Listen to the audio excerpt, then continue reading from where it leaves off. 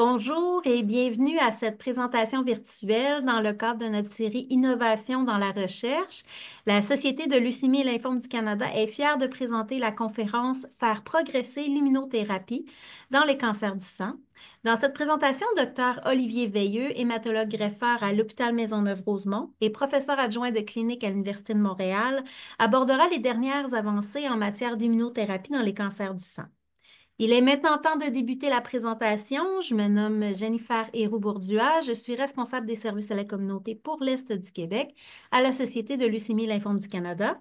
Je serai la modératrice de cet événement en ligne. La présentation durera environ 60 minutes et comprendra une période de questions et de réponses à la fin. Puisque vous êtes en grand nombre et en mode silencieux, nous vous invitons tout au long de la présentation à écrire vos questions dans la zone questions et réponses au bas de votre écran et nous les lirons à voix haute à la fin. En raison du grand nombre de personnes présentes et du temps limité, il se peut que nous ne soyons pas en mesure de répondre à toutes les questions. Notez également que Dr Veilleux ne peut pas répondre à des questions spécifiques sur l'état de santé d'une personne ou des questions ne portant pas sur le sujet de la présentation. Finalement, prenez note que cette présentation sera enregistrée et disponible sur notre site Internet. Les personnes qui participent à cette présentation recevront automatiquement l'enregistrement par courriel dans 24 heures. Prochaine diapo.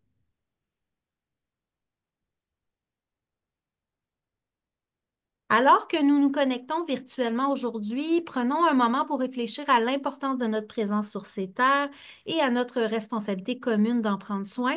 Nous rendons hommage aux Premières Nations, aux Inuits et aux Métis pour les liens profonds qui les unissent à ces terres et pour leur contribution constante à notre communauté, à nos communautés. Bien que nous venions de territoires différents, nous vous encourageons tous et toutes à prendre un moment pour réfléchir à la terre sur laquelle vous vous trouvez et à notre responsabilité commune de nous engager dans le processus de réconciliation en cours.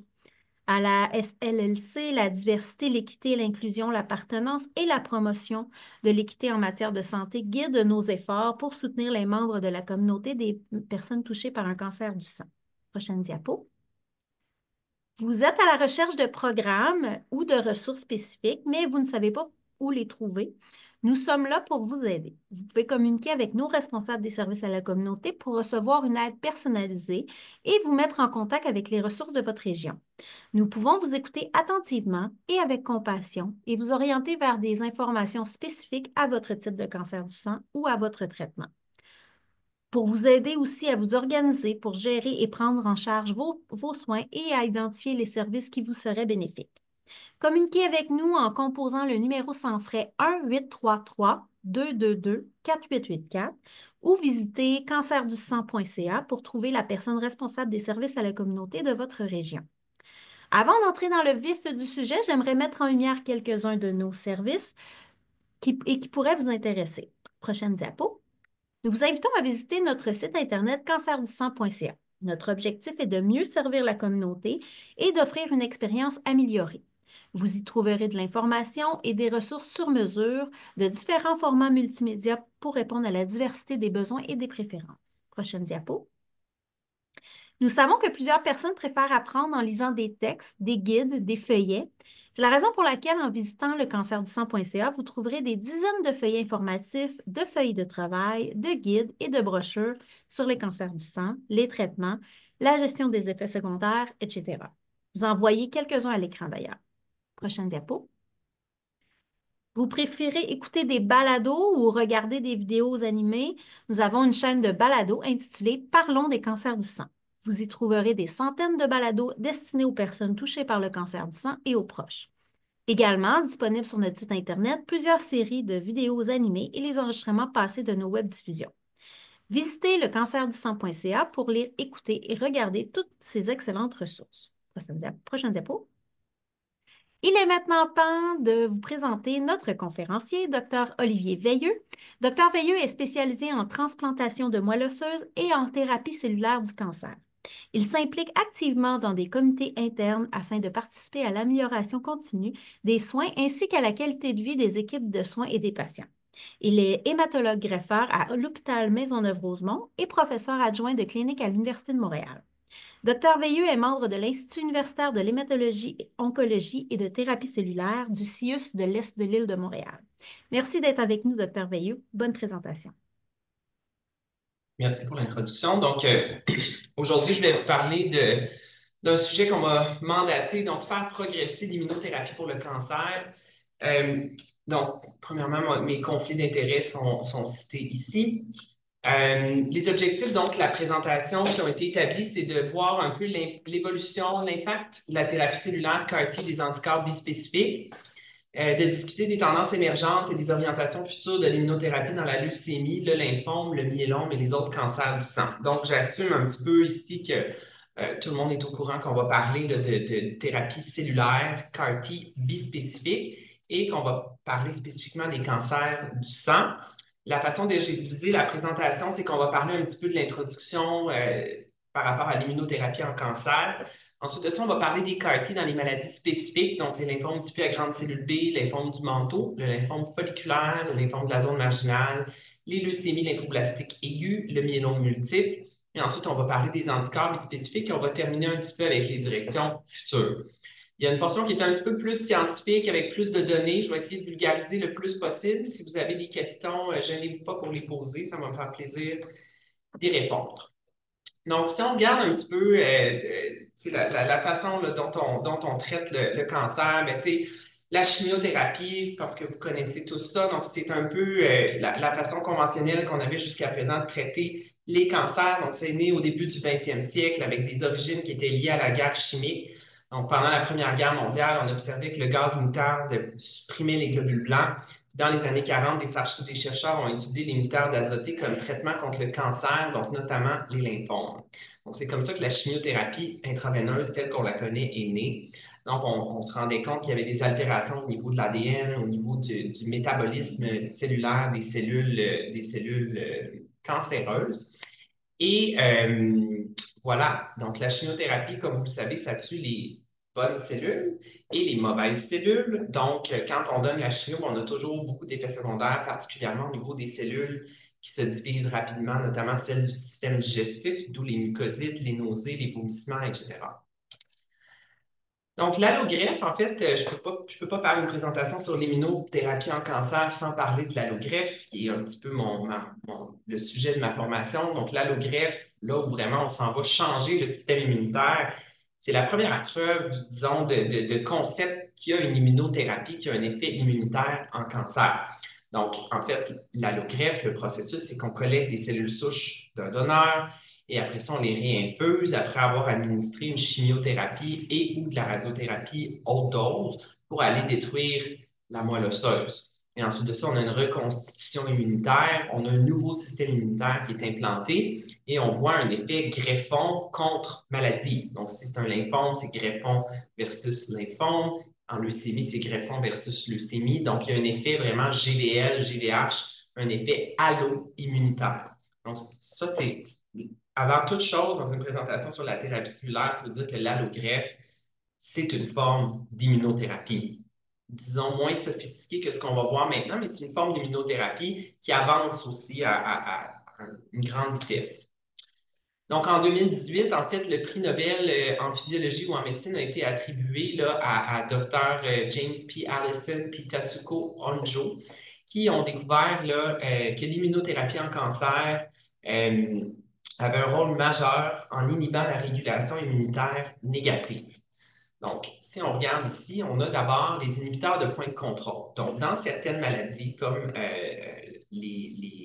souvent c'est en tumeur solide que ça a été étudié initialement, par exemple en mélanome métastatique, ce qu'on voit, c'est que si on regarde la figure à gauche ici, on a une cellule tumorale qui est en jaune. Ensuite de ça, on a un lymphocyte T qui est en bleu. On a le petit bâton ici qui est le PD1. Donc, PD1, c'est une protéine qui est exprimée à la surface des lymphocytes T et à la surface tumorale, on a le PDL1. Donc, quand on a une liaison entre PD1 et PDL1, mais en fait, il y a une inhibition du système immunitaire. Donc, la cellule tumorale ne sera pas reconnue et détruite par le système immunitaire.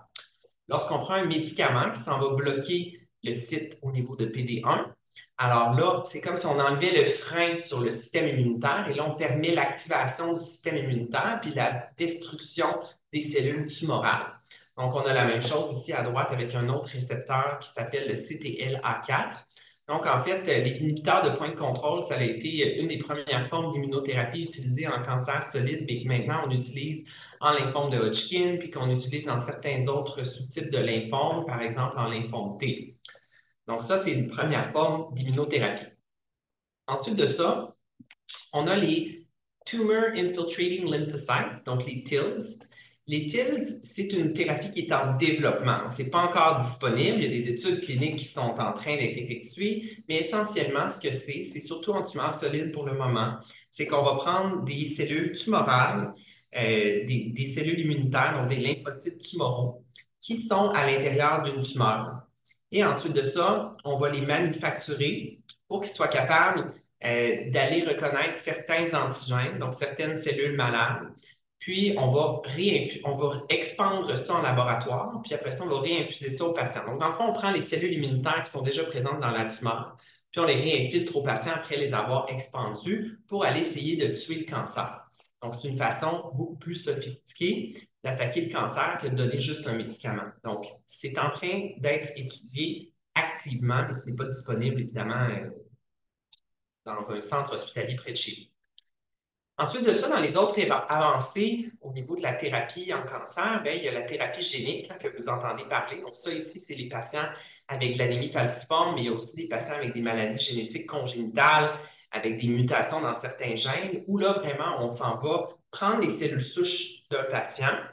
Ensuite de ça, avec la technologie CRISPR-Cas9, qui est comme une forme de ciseau pour l'ADN, on s'en va éditer une portion spécifique d'un gène dans les cellules et ensuite on réinfuse ça aux patients. Donc, c'est une façon très simple de schématiser, mais ça, c'est une autre forme de modification du système immunitaire qui va être disponible bientôt, mais qui n'est pas encore disponible en standard.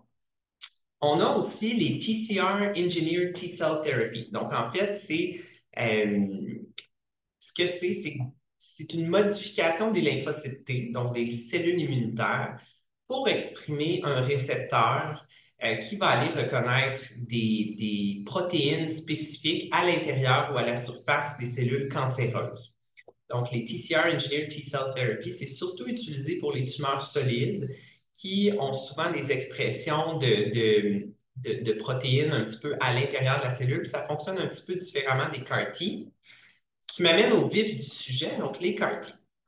Donc, à gauche, vous avez un lymphocyte T normal, puis à droite, vous avez un lymphocyte T CAR-T. Donc, un lymphocyte T normal, en fait, ce qui se passe, c'est qu'il exprime, il présente des peptides, donc il présente des protéines au système immunitaire. En fait, pardon, la cellule immunitaire va présenter des peptides ou des protéines via une molécule qui s'appelle le CMH. Donc, le CMH va être reconnu par le TCR et à la suite de ça, ça va causer une activation du système immunitaire. À droite, ce qu'on voit, c'est que c'est un CAR-T. Donc, en fait, un CAR-T, ce que c'est une façon de créer un nouveau récepteur à la surface d'une cellule immunitaire, donc des lymphocytes T. Donc ici, on a un lymphocyte T. Le récepteur que vous voyez en mauve ici, ben, c'est le CAR, ou le Chimeric Antigen Receptor T-cell, donc qui s'en va reconnaître une protéine spécifique à la surface des cellules tumorales. Donc, on a trois produits cellulaires qui sont disponibles. Donc, pour ceux qui ont déjà eu ce genre de thérapie ou qui en ont entendu parler, il y a le Axicel ou le Yescarta, il y a le Kymriah ou le Tisagenlecleucel et il y a le Breyanzi ou le Lisocartagène Maralucel.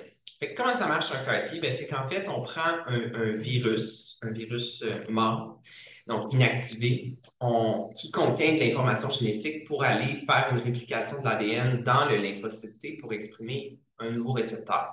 Donc, c'est comme ça un nouveau récepteur qui va aller reconnaître les cellules malades, donc les cellules cancéreuses.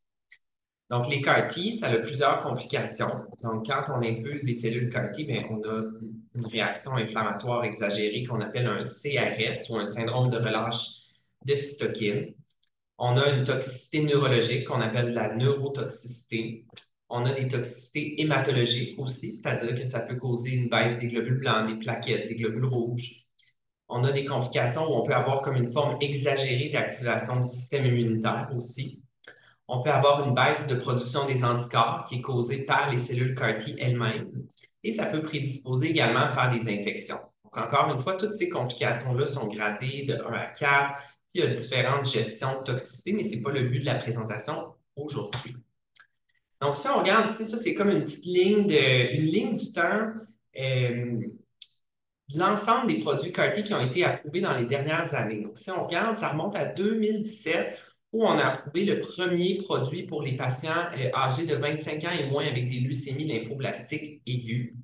Ensuite de ça, sont venues les approbations là, pour le Yescarta, pour les lymphomes diffus à grande cellule B, les primaires médiastinaux. Et après ça, ça fait juste continuer de plus en plus. Donc, on a de plus en plus de produits qui sont approuvés pour toutes sortes de maladies pathologiques. Et c'est un monde qui explose littéralement et ça a changé l'approche de traitement au cancer de façon dramatique. Donc, si on regarde ici comment ça fonctionne un CAR-T, bien, on voit le patient en consultation pour un CAR-T. On fait la lymphophérèse, donc c'est-à-dire qu'on collecte les cellules immunitaires. Ensuite de ça, entre la lymphophérèse et la réception des cellules, c'est là où on fait le manufacturing des cellules. Donc, les cellules sont en train d'être fabriquées à la compagnie pharmaceutique. Ensuite de ça, on commence la chimiothérapie pour préparer le système immunitaire. Après ça, on infuse les cellules et on retourne au centre référent. Donc, c'est un peu ça la roue, ou comment ça tourne les CAR-T, mais c'est comme ça que ça fonctionne. Donc, maintenant, un petit peu plus dans le vif du sujet, un petit peu plus en détail. Donc, les CAR-T en deuxième ligne, bien, juste pour vous montrer à quel point, je m'excuse pour les slides en anglais, il y a une combinaison de slides, mais c'est plus facile de s'y retrouver pour moi avec d'autres présentations. Donc, d'abord, les lymphomes diffus à grande cellule B en deuxième ligne, bien, ce qu'on sait, si on parle il y a un an et demi, ce qu'on faisait, c'est que pour les patients qui ont des lymphomes diffus à grande cellule B, qui est une variante de lymphome agressif, on sait qu'il y a le tiers des patients qui vont rejeter ou qui vont être réfractaires à la thérapie de première ligne. Donc, ce qu'on faisait avant, c'est qu'on disait, bon, mais on est réfractaire, ça veut dire qu'il faut donner une autre chimiothérapie. Puis après ça, il faut collecter des cellules souches, puis il faut faire une greffe de cellules souches avec ses propres cellules, donc une autogreffe de cellules souches. Puis on sait que la greffe va guérir à peu près la moitié des patients. Donc, à 5 ans, il y a à peu près 50 des patients qui vont être en rémission puis qui n'auront jamais de rechute de leur maladie, puis on est content. Cependant, quand on regarde d'autres études, donc il y a beaucoup de chiffres ici, mais juste se concentrer sur ce que je dis. Quand on regarde d'autres études, puis d'autres études qui ont été faites rétrospectives, on se rend compte que les patients qui ne répondent pas à la thérapie de première ligne, donc c'est-à-dire qu'après 6 cycles de chimiothérapie R-CHOP, par exemple, ou qui rechutent à moins d'un an après la fin de leur traitement de leur première ligne ou le début de leur traitement de première ligne, ces patients-là vont moins bien. Puis leur chance de répondre à une autre ligne de chimiothérapie, si on regarde ici, bien, les chances pour les patients qui sont primaires réfractaires, les chances de répondre à une prochaine ligne de chimio puis d'atteindre une rémission complète, c'est à peu près 3 Donc, il y a vraiment une population de patients avec des lymphomes diffus à grande cellule B qui ne répondent pas à la thérapie de première ligne, qui ont besoin d'une autre ligne de traitement. Et ce n'est pas la chimiothérapie la réponse. C'est ça que ça nous dit ici. Donc, il y avait comme une niche de patients, on appelle ça un unmet need, où on avait besoin de faire mieux. Donc, c'est là que sont arrivées l'approbation des CAR-T en deuxième ligne. Donc, ça, ici, c'est l'indication de l'INES, l'Institut national d'excellence en santé. Donc, pour le traitement, donc les CAR-T en deuxième ligne sont approuvés pour les adultes qui ont un lymphome diffus à grande cellule B ou un lymphome de haut grade réfractaire, donc primaire réfractaire, ou une rechute en bas de 12 mois du début ou de la fin du traitement. Donc, il faut être candidat à une greffe de cellules souches. Bon, peu importe tout ça, mais bref, ça l'a mené à l'approbation selon l'étude. Donc, je présente l'étude de façon très générale, mais ils ont pris des patients qui étaient des adultes avec des lymphomes diffus à grande cellule B, qui ont rejeté à moins d'un an ou qui étaient primaires réfractaires. On s'est dit, OK, le standard, ça serait de les amener à la greffe.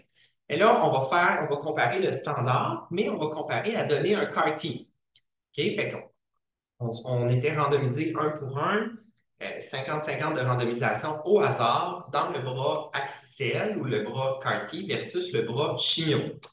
Et ce qu'on s'est rendu compte, c'est que la majeure partie des patients, c'était des patients qui avaient des maladies primaires réfractaires, des gens qui étaient assez âgés, puis ça représentait assez bien la population de patients. Ce tableau-là ici, ce qu'il nous montre, il nous montre bien, la proportion de gens qui ont reçu l'infusion de CAR-T, puis la proportion de gens qui ont reçu l'autogreffe. J'attire votre attention à gauche en bleu. Donc, 94% des patients qui étaient dans le bras CAR-T recevaient leur CAR-T. Dans le bras autogreffe, ben, 36% des gens qui étaient chez qui on avait l'intention de se rendre à la greffe se rendaient à la greffe. Donc, ça confirme ce que je vous disais tantôt. Les patients qui ont des maladies primaires réfractaires ou qui ont des rechutes précoces, c'est plus difficile de les rendre à la greffe parce qu'ils ne répondent pas bien à la chimio. C'est pour ça que d'utiliser l'immunothérapie, donc les CAR T-cells, ça fait plus de sens. Puis si on regarde ici, en termes de réponse, bien, vous voyez que les courbes se séparent clairement. Donc, en jaune, c'est la courbe CAR-T. En bleu, c'est la courbe standard. Donc, il y a un bénéfice en termes de survie sans progression de la maladie, mais il y a aussi un bénéfice de survie. Donc, en hématologie, en oncologie, c'est très rare d'avoir des grandes études comme ça qui changent notre pratique, mais qui changent aussi la survie, qui a un bénéfice de survie. Donc, en fait, ça a changé carrément la pratique pour nous. Et à partir de maintenant, donc tous les patients qui arrivent avec une maladie primaire réfractaire ou une rechute précoce sont orientés vers les CAR-T et on sait qu'il y a un bénéfice de survie à utiliser cette thérapie-là. Donc, ensuite de ça, on tombe dans la portion lymphome du manteau. Donc, en fait, le lymphome du manteau, il y a un CAR-T qui est disponible aussi. Donc, ce qu'on sait, c'est que on l'utilise pour les patients qui ont reçu 2 lignes de traitement. Donc, une première ligne de traitement avec la chimio conventionnelle, puis une deuxième ligne de traitement avec une molécule là, qui est un inhibiteur de BTK comme le Brukinsa ou d'autres médicaments. Donc, en fait, ce qu'on sait, c'est qu'une fois que les patients qui ont eu un lymphome du manteau, qui ont eu leur première ligne de chimio, le standard, c'est toujours de donner un inhibiteur de BTK, donc de l'ibrutinib, zanubrutinib, acalabrutinib. Mais quand ils ne répondent pas à cette thérapie-là, bien, la survie est quand même pas très bonne. Donc, le pronostic pour les patients qui ne répondent pas aux inhibiteurs de BTK, on parle de 1 an et moins. Donc, il y a vraiment une niche de patients chez qui on doit faire mieux. Donc, l'étude Zuma 2 a pris cette population de patients-là qui auraient un pronostic plus réservé et ils ont dit on va vous mettre dans une étude qui s'appelle Zuma 2. Donc, Zuma 2, en fait, c'est des patients chez qui on proposait de faire un CAR-T en lymphome du manteau. Donc, on prenait les gens qui avaient des maladies réfractaires à 2 lignes de traitement, puis on les mettait dans cette étude-là. Donc, je saute un peu tout ça parce que c'est un petit peu des détails superflus. Mais ce qu'on voit, c'est que 93% des gens atteignaient une réponse. Donc, soit une réponse complète ou une réponse partielle. Puis 67% des gens atteignaient une réponse complète. Donc, c'est quand même un game changer en lymphome du manteau. Cependant, on voit ici que les CAR-T en lymphome du manteau, ben, la courbe en mauve, en orange, en vert et en bleu, on voit qu'il n'y a pas de plateau de survie qui est atteint. Donc, en lymphome du manteau, les CAR-T, ce n'est pas considéré comme étant curatif. Tandis qu'en lymphome diffus à grande cellule B, ben, on pense qu'il y a quand même un potentiel curatif pour ce genre de thérapie-là. Donc, ça va avec la biologie de la maladie un petit peu, parce que les lymphomes du manteau, on les considère des lymphomes indolents, quelque part entre un indolent et un agressif, donc ça ne se comporte pas nécessairement de la même façon. Et les analyses de survie sont présentées ici, mais ce n'était pas une étude dans laquelle on comparait un produit avec un autre. Donc, on ne peut pas vraiment faire de conclusion à cet effet-là. Si on regarde maintenant pour les patients qui avaient des lymphomes folliculaires ou des lymphomes de la zone marginale, vous me voyez venir, encore une fois, l'INAIS euh, euh, ont reconnu donc le CAR-T en lymphome folliculaire ou de la zone marginale pour les patients qui ont eu 2 lignes de traitement et plus. Donc, il y a 2 études chez qui on a observé l'efficacité du CAR-T. Donc, l'étude ELARA puis l'étude Zuma 5. Donc, c'est 2 CAR-T différents qui fonctionnent différemment avec des profils de toxicité différents. Donc, ce qu'on voit, c'est qu'on est capable d'aller chercher des rémissions complètes chez plus de 70% des patients, ce qui est quand même assez incroyable pour des maladies qui sont réfractaires. Donc, auparavant, on aurait dit, ben, si on ne répond pas à une thérapie de première ligne, une thérapie de deuxième ligne, il faut considérer l'allogreffe. Donc maintenant, aujourd'hui, en 2025, je dirais que la plupart des patients, là, il y a des nuances, encore une fois, ça ne s'applique pas à tout le monde, mais la plupart des patients vont être référés pour un CAR-T, puis après, si ça ne fonctionne pas, là, on va aller vers l'allogreffe. Donc, l'allogreffe prend un plan un petit peu plus secondaire dans la majorité des traitements pour le lymphome en 2025. Donc, parce qu'il y a une efficacité qui est tellement importante et tellement impressionnante qu'on expose les patients à des thérapies qui sont de moins en moins toxiques avant d'aller vers les thérapies plus toxiques comme l'allogreffe. Donc ici, si on regarde là, en lymphome folliculaire ou en lymphome de la zone du manteau, on a des courbes de survie là, qui sont assez impressionnantes avec des patients qui, 4, 5 ans plus tard, sont encore en rémission prolongée. Donc c'est quand même assez impressionnant. Maintenant, si on tombe en leucémie lymphoblastique aiguë, donc quand on regarde la leucémie lymphoblastique aiguë, en fait, en adulte, en LLA, on apprend des enfants parce que chez l'enfant, c'est le cancer le plus fréquent. Donc, il y a beaucoup d'enfants qui ont des leucémies lymphoblastiques aiguës. En fait, il n'y a pas beaucoup d'enfants qui ont le cancer, mais dans les enfants qui ont le cancer, c'est une des leucémies, c'est la leucémie la plus fréquente. Et le taux de succès, le taux de guérison en pédiatrie est supérieur à 90%. Donc, en fait, c'est la pédiatrie qui a étudié les premiers produits CAR-T, donc chez des enfants âgés entre 3 et 23 ans. Donc, pour les leucémies lymphoblastiques aiguës qui étaient récidivantes ou réfractaires. Donc, la définition de récidivante ou réfractaire, peu importe, mais ce que j'essaie de dire, c'est qu'on prenait des patients qui avaient reçu beaucoup de chimio, puis qui, malgré ça, on n'était pas capable de guérir la maladie. Et ce qu'on s'est rendu compte, c'est qu'on était capable d'aller chercher des taux de réponse complète de 81%. Puis ce que je veux dire ici par MRD Negative Responses, c'est que pour les patients qui avaient des réponses complètes, quand on allait à des petits niveaux de sensibilité pour essayer de détecter la maladie, on ne trouvait absolument rien. Donc, c'était des réponses profondes.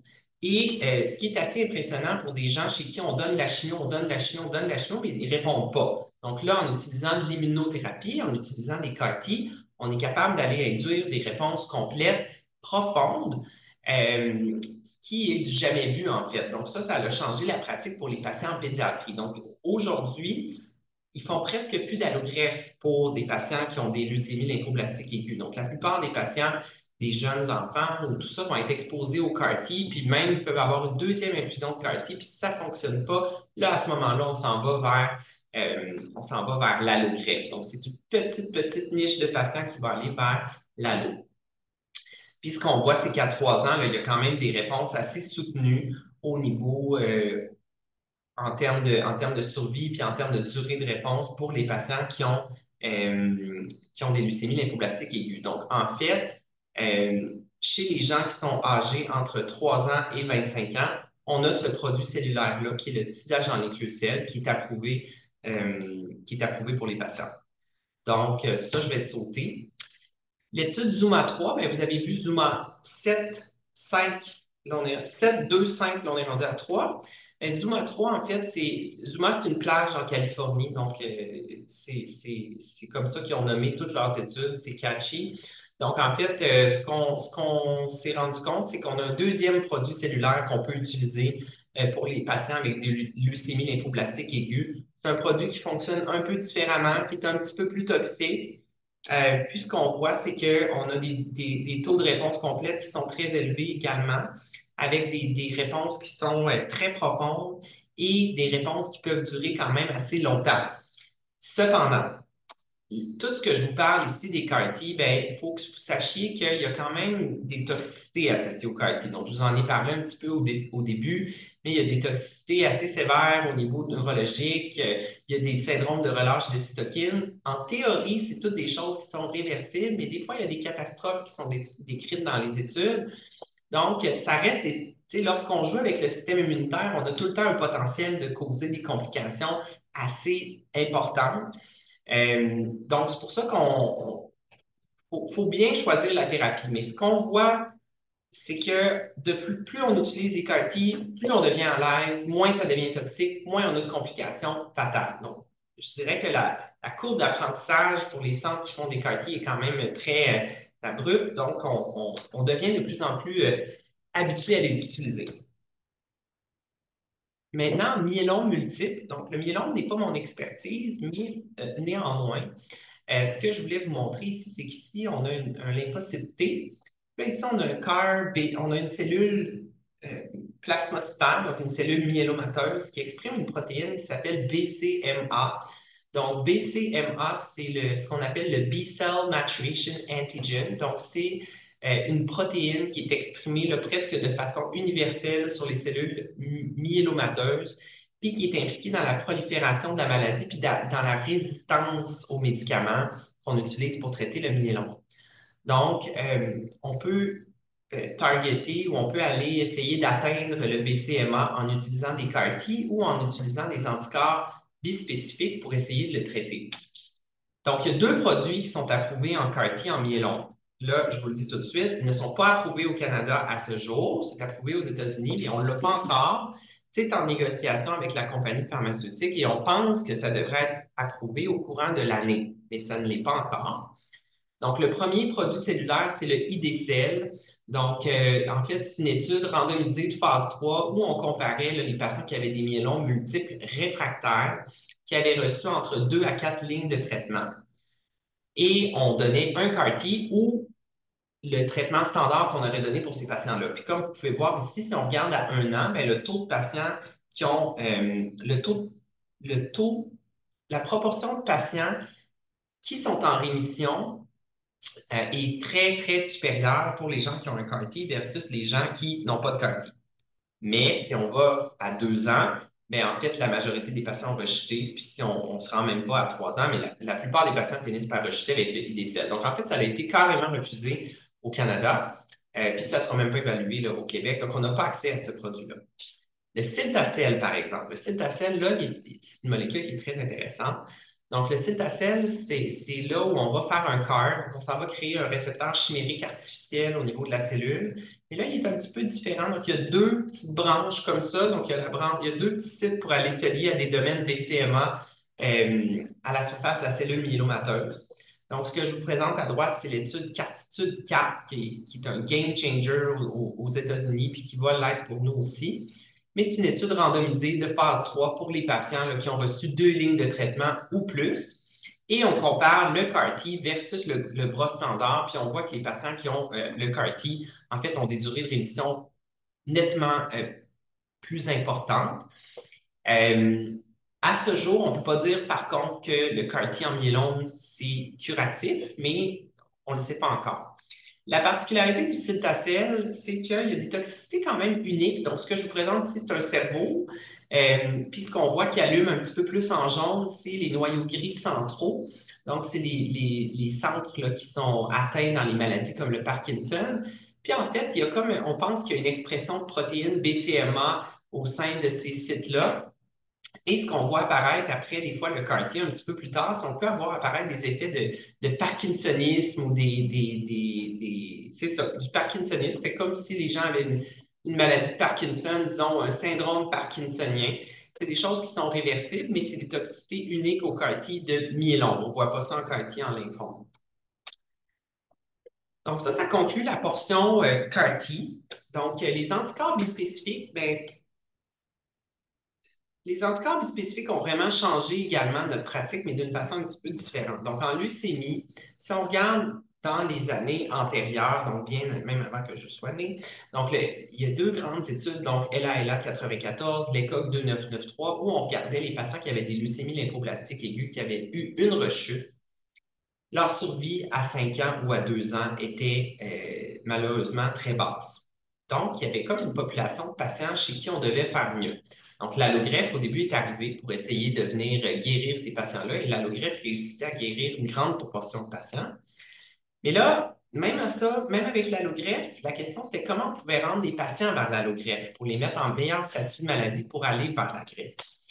Donc, le blinatumomab, ça a été le premier anticorps bispécifique à être approuvé. Donc, vraiment, là, on prend un anticorps monoclonal, donc synthétique, fait en laboratoire, donc qui va se lier qui va avoir une portion qui va se lier au lymphocyte T, donc la cellule immunitaire, puis une portion qui va se lier à une protéine qui s'appelle CD19 à la surface des cellules malades. Donc, si vous voyez ici, la cellule qui a un centre rouge, puis la cellule en bas qui a l'air d'une cellule malade, bien, les deux vont se lier ensemble, puis la cellule immunitaire va tuer la cellule lymphomateuse.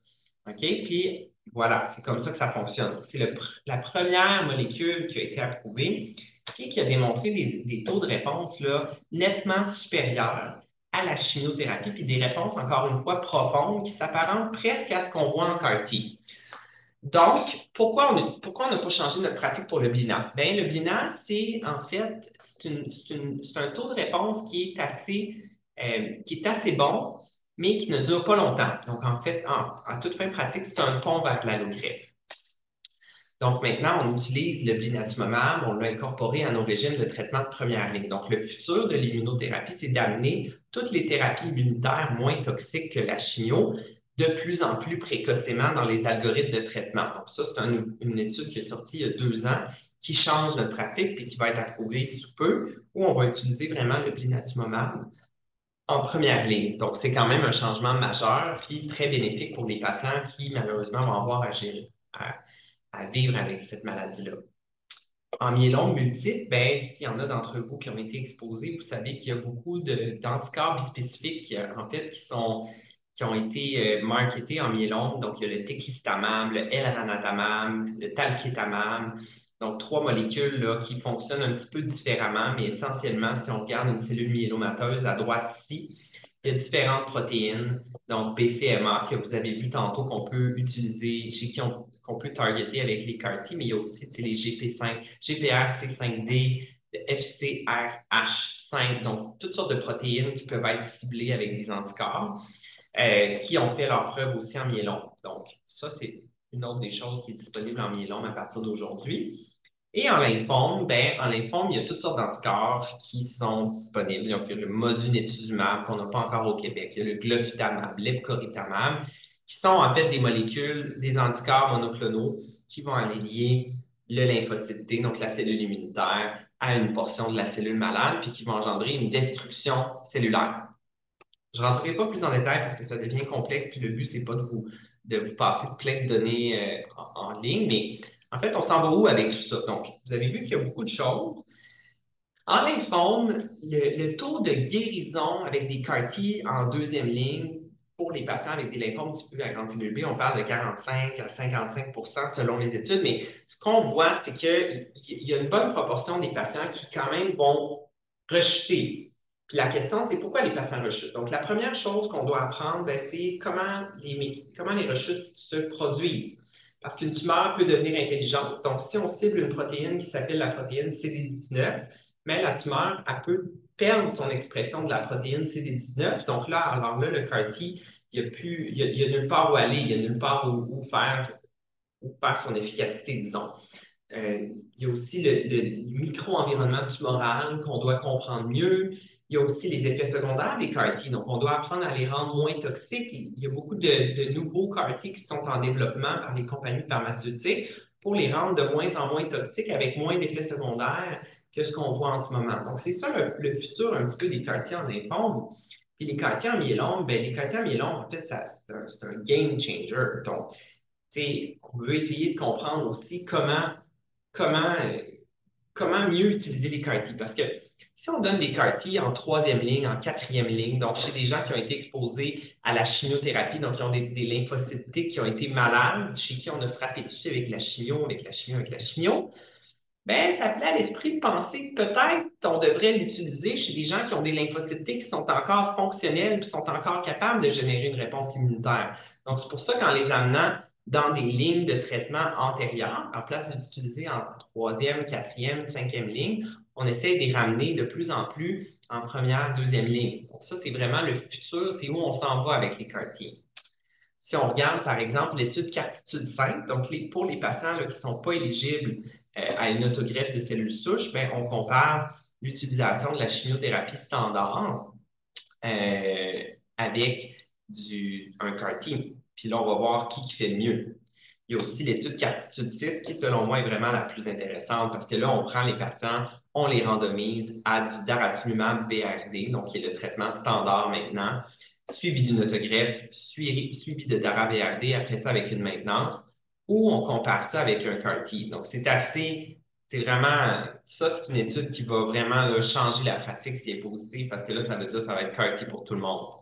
Euh, en fait, voilà. Donc, les CAR-T, il y a des CAR-T autologues, donc qui proviennent de nous-mêmes. Il y a des CAR-T allogéniques, donc il y a des CAR-T qui peuvent venir de d'autres donneurs. Donc, ça, c'est la première chose. Il y a beaucoup d'études qui sont en train d'être faites pour voir est-ce qu'on pourrait utiliser des lymphocytes d'autres donneurs. Est-ce que ça amènerait une meilleure réponse? Est-ce que ça donnerait moins de complications? L'autre chose, c'est est-ce qu'on devrait faire un CAR-T qui a plusieurs cibles? Fait qu'à place de cibler juste le CD19, on pourrait cibler le CD19, le CD22, le CD20, fait qu'on pourrait avoir plusieurs protéines ciblées en même temps. Est-ce qu'on devrait donner le CAR-T avec des thérapies, d'autres thérapies immunitaires pour essayer d'améliorer l'efficacité? Est-ce qu'on devrait utiliser d'autres sortes de CAR-T, d'autres façons de générer le récepteur? Donc, ça, c'est plus en laboratoire. Puis, ultimement, en CAR-T, ça coûte cher. Donc, il va falloir puis même les anticorps spécifiques, ça coûte extrêmement cher à la société, ça coûte cher le produire. Donc, il faut qu'on essaye de trouver des techniques pour que ça devienne moins cher. Puis une de ces techniques-là, ben, c'est que les chercheurs dans les centres hospitaliers soient capables de générer leur propre CAR-T pour les rendre disponibles pour les patients, pour que ça coûte moins cher, ça soit disponible plus rapidement, on ne dépende pas de la pharma nécessairement. Donc, il y a certaines études qui sont en cours, mais ici, on n'en a pas en ce moment. Mais bref, c'est une des choses. Donc, en conclusion, l'immunothérapie pour le cancer, c'est une révolution dans le traitement des maladies hématologiques. J'espère que je vous en ai convaincu. Il y a plusieurs options, plusieurs combinaisons. Puis je pense qu'aujourd'hui, on n'est plus mêlé d'autres choses, à savoir comment séquencer les traitements de façon optimale. Dois-tu commencer de la chimio? Dois-tu commencer avec des anticorps spécifiques? On doit-tu commencer avec, tu sais, il y a tellement d'options qui sont étudiées d'une certaine façon, mais on voudrait les combiner pour que ce soit de moins en moins toxique pour les patients. L'autogreffe de cellules souches, donc une greffe avec nos propres cellules, est vraiment appelée à disparaître. Les allogreffes vont probablement diminuer aussi avec toutes ces thérapies immunitaires-là. Puis ultimement, moi, je pense que d'ici quelques années, est-ce qu'on va voir une fin de l'ère de la chimiothérapie avec tout ce qui se passe en immunothérapie et en cancer? Ce serait pas surprenant de voir qu'un jour, on donne plus beaucoup de chimiothérapie ou ça reste de rares exceptions. Donc, je vous remercie pour votre attention. J'ai essayé de faire ça le plus court possible pour laisser une bonne période de questions. Donc, voilà. Je laisse Merci. Pascal et Jennifer prendre le Oui. relais. Merci beaucoup. Merci, docteur Veilleux, pour cette présentation très intéressante.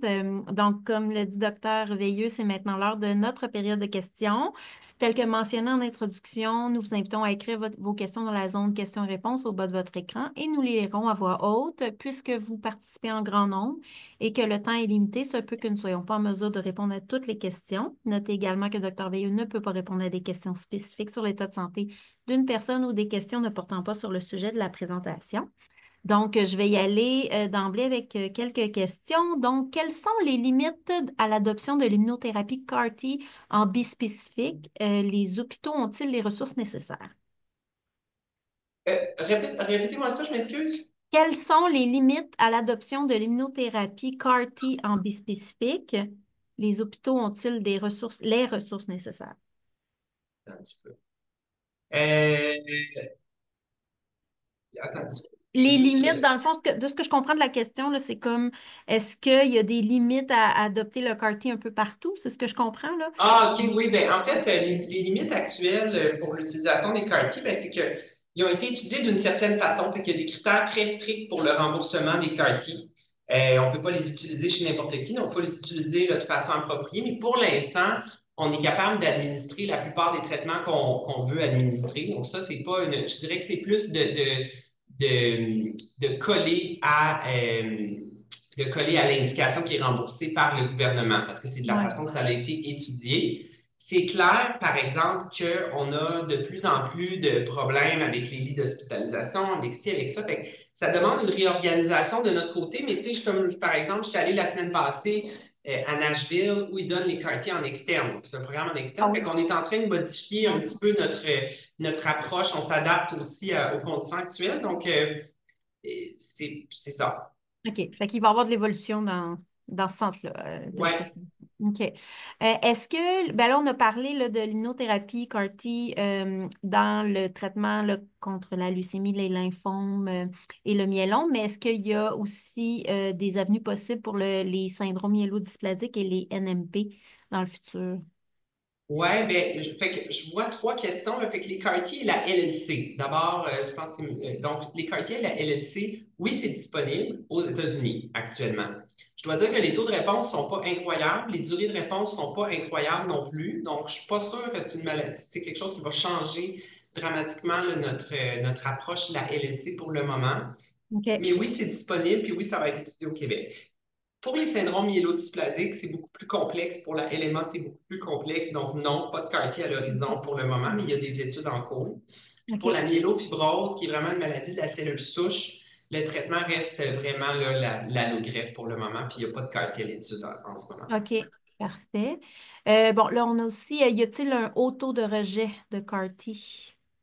Ben, en fait, c'est pas vraiment un rejet tant qu'une non-efficacité. Ouais, Fait OK. que je C'est pas dirais qu'il comme y une a greffe, là, c'est ouais, c'est différent un peu, C'est ouais. ça, fait qu'il y a comme 50 à 60 des gens qui n'auront pas d'efficacité du CAR-T, OK. malheureusement. Donc, ça mène peut-être à la prochaine question qui disait quel est le traitement suivant un CAR-T pour un Ouais. diffus qui n'a pas fonctionné. Ben, c'est les anticorps bispécifiques.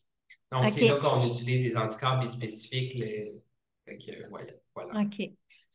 Aussi, en immunothérapie, comme lors d'autres thérapies, il me semble qu'il y a beaucoup de fois où on agit par essai-erreur sans trop savoir exactement où ça va mener.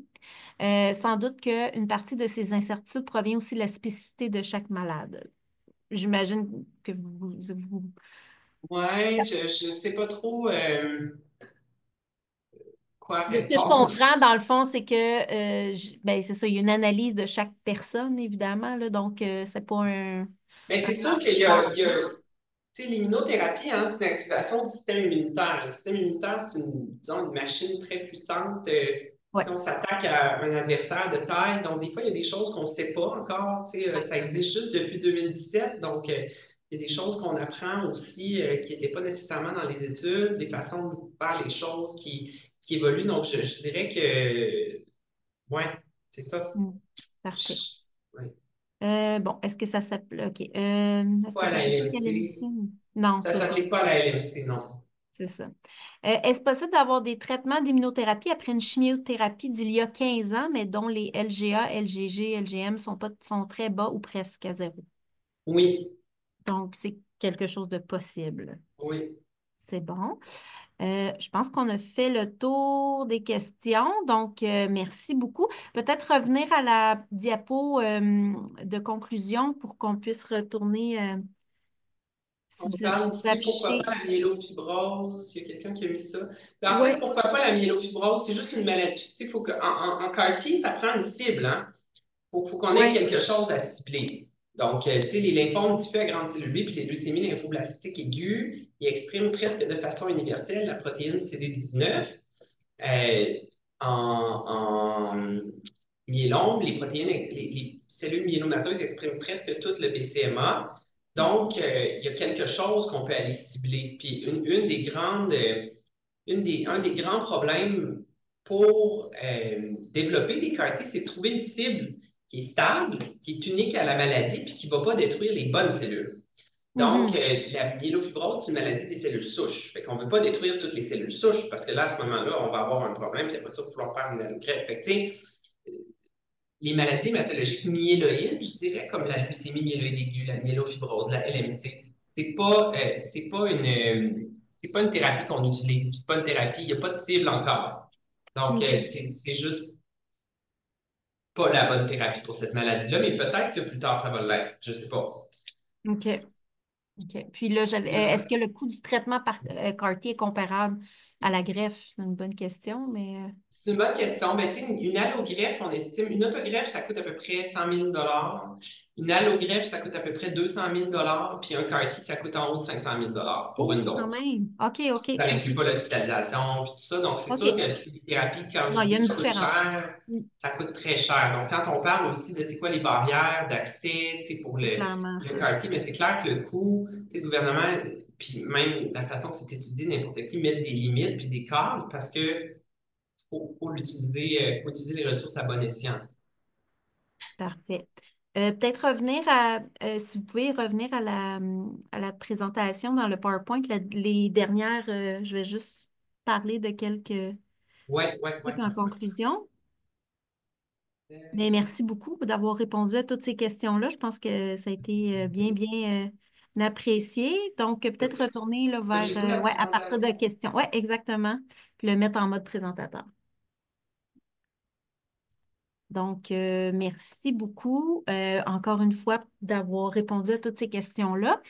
Euh, Ça ne sera pas tellement long. Je veux juste rappeler que si vous êtes de la belle ville de Québec et des alentours, il y a une journée éducative en personne qui pourrait vous intéresser. Donc, nous vous invitons à vous joindre à nous le samedi 31 mai de 10h30 à 15h30 en personne à l'Université Laval pour une autre journée riche en rencontres et en apprentissage. Visitez le cancerdu-sang.ca ou scannez le code QR à l'écran pour plus de détails sur les conférences présentées ou pour vous inscrire. Prochaine diapo. Avant de vous quitter, j'aimerais vous rappeler que nous sommes là pour vous. Si vous êtes à la recherche de ressources et ou de soutien, n'hésitez pas à communiquer avec nous par courriel ou en composant le 1-833-222-4884. Veuillez noter qu'un court sondage vous sera envoyé après cette présentation. Merci de prendre un moment pour y répondre afin de nous aider à planifier les événements futurs. Donc, merci encore une fois, Dr. Veilleux, pour votre générosité, d'avoir pris le temps là, de répondre aux questions. Puis, merci à tous d'avoir écouté et participé. À la prochaine. Merci. Merci. Bonne journée. Bonne journée.